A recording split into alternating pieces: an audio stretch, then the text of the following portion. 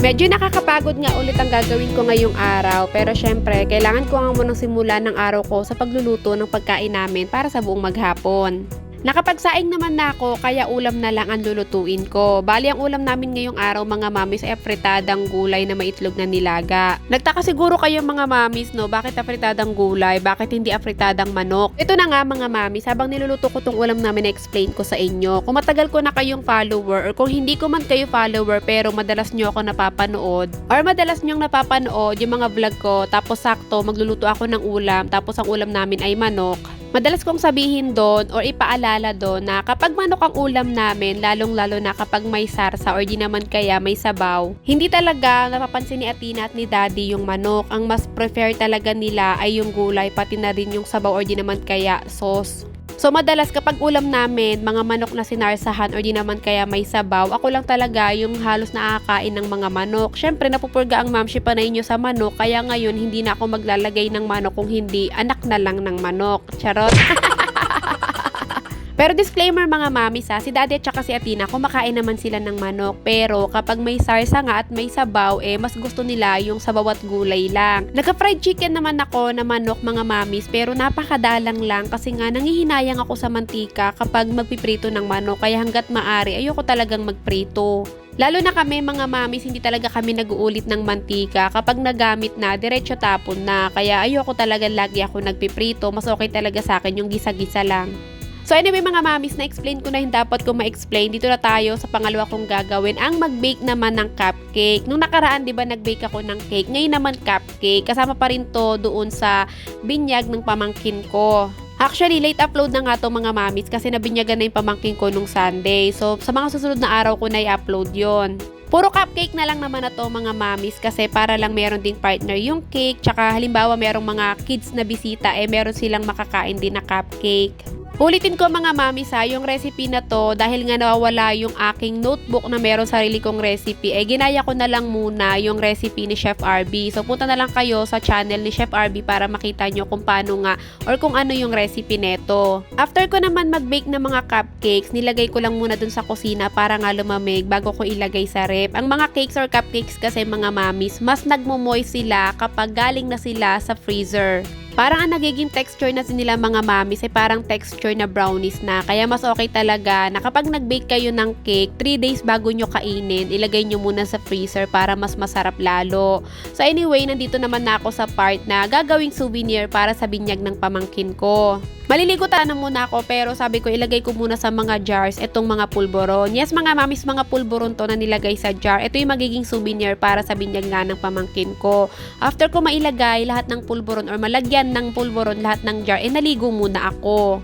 Kasi hindi ko na talaga kaya mga mamis dahil sobrang init talaga ng panahon ngayon, kaya naligo muna ako dahil sakto naman ay tanghaling tapat to. Tapos ko namang maligo, bago ko ipagpatuloy yung ginagawa kong souvenir ay nagpack muna ako ng mga order na sunscreen. Maya-maya kasi mga mamis ay papasok na si Daddy sa trabaho, kaya kailangan ko nang ipack to kasi dadaan niya muna to sa drop-off point bago siya dumiretso or dumiretso sa trabaho niya.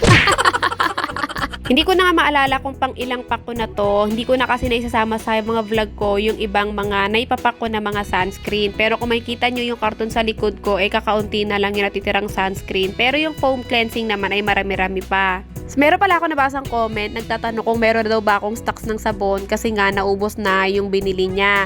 Next week mga mami, sure na meron na akong stocks ulit ng sabon. I-update ko naman ulit kayo dito mga mamis kapag dumating na yung mga sabon. Alam niyo mga mamis, yung kaibigan ko, naubusan na nga din siya ng sabon niya. Nagbilin pala siya sa akin na ipagtabi ko siya ng sabon bago pa maubos pero hindi ko na pagtabihan. Kaya ang ginawa ko, yung tinabi kong para sa akin na isang peraso, hinati ko para tigkalahati kami. Para nga continue yung paggamit niya ng sabon ko. So anyway mga mami, ay natapos na akong mag-pack. Noong mga oras na to ay medyo madilim na. Si Daddy nakaalis na, pumasok na sa trabaho at nabitbit niya na yung mga sunscreen. After ko mag-pack ng mga sunscreen, nagpahinga muna ako. Tapos sinantay ko lang makaalis si Daddy. Tapos tuloy na ulit ako sa ginagawa kong souvenir nga. Dapat talaga mga mamis, hindi ito yung magiging souvenir na pamangkin ko para sa binyag niya. Dapat daw talaga ay ref magnet. Pero dahil bida-bida ang mamshi panay nyo, sabi ko sa asawa ng kuya ko na pulburo pulburo na nga lang na nasa jar at ako nang bahala ang gumawa. So yung dapat na budget niya para sa souvenir sana na ref magnet, hiningi ko na nga lang para pambili ng jar pati ng ibang ingredients. Kasi yung ibang ingredients naman ng paggawa ng pulburon ay meron na ako. Sa mga ibang bagay naman na ginamit dito sa jar, gaya na nga lang netong parang banig na dinikit ko dito, tapos yung pantali, pati na rin yung mga sticker na may picture, ako na yung gumawa niyan.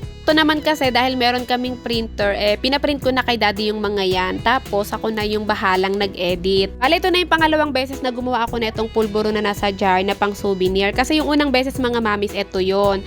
Bali, binyag yan ng anak ng friend ko. Alam ko na i-vlog ko din yan. Pero ngayon nga mga mamis, ako lang mag-isa ang gumawa nito. Hindi na ako nagpatulong sa friend ko. Kaya yun nga lang, medyo nahirapan ako kasi nga hindi ko maitali itong parang banig. Dati kasi hindi naman na namin ginamitan ng friend ko ng glue stick to. Ngayon ginamitan ko para mas madali ko nga siyang matali or malagyan ng tali. Nung natapos ko naman ng lagyan lahat ng jar ng kumot, isa-isa ko naman nilagyan ng tali. Pero bago yan, syempre magkapakit muna ang mamship na inyo. Tingnan nyo naman kasi mukha ko dyan mga mamis, very makinis. Naglagay kasi ako niya ng sunscreen mga mamis kahit hindi ako lalabas. Actually, kahit naman talaga hindi tayo lumalabas, dapat daw talaga ay nagsa-sunscreen tayo kahit nasa loob lang tayo ng bahay.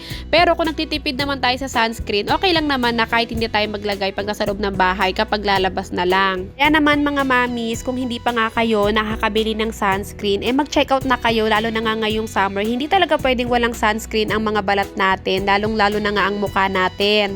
Yung sunscreen naman gamit ko mga mamis, hindi nyo kailangan maglagay ng napakarami nun sa mukha, kahit pa konti-konti lang. Kaya namang matipid talaga yung sunscreen na yon. So anyway mga mamis, ito nga't natapos na ako sa ginawa kong souvenir. Pagkatapos ko siyang lagyan ng tali, nilagyan ko na siya ng tag. Sa tag na yan, meron mga pangalan ng mga magiging ninong at ninang. Sa mga nagkaplano nga magpabinyag dyan, magkakaroon ng 7th birthday ng anak, o di naman kaya magpapakasal, kung wala pa nga kayo naisip na souvenir mga mamis, ay pwedeng nyo naman akong i-message kung gusto nyo ng klaseng souvenir. Ganito na yung mga nausong souvenir ngayon mga mamis, yung mga kinakain na. So anyway mga mamis, natapos naman ako sa ginagawa kong souvenir. Meron sumobra pala na maliliit na jar, 9 pieces. Bukas ko na itutuloy yan kasi kailangan ko na magpahinga.